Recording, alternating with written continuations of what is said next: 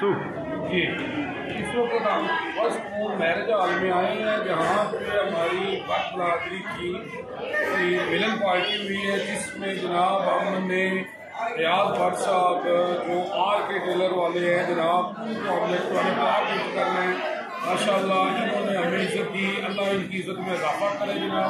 इन्हें हमें दावत दी और माशाअल्लाह इस तरह की मिलन पार्टी हमें अपनी बरादरी में करनी चाहिए। ये किसी मेडिसिन से कम नहीं है। ये यकीन करें, आप अगर आपस में मिल के बैठेंगे तो आप मेडिसिन से बच जाएंगे।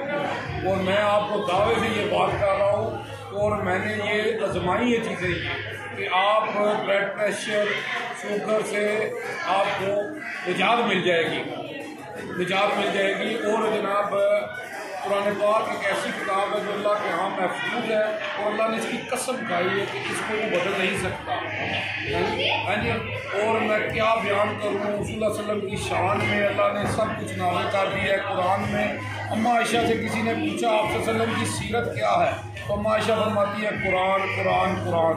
आप सल्लल्लाहु अलैहि वसल्लम फरमाते हैं कुरान पढ़ा करो, कुरान पढ़ा करो, ये क़यामत के दिन तुम्हारी सिफारिश करेगा।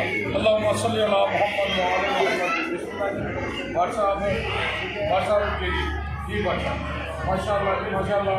भाट साहब बहुत बहुत मुबारक हो, अल्लाह को इज़्ज़त दी, सब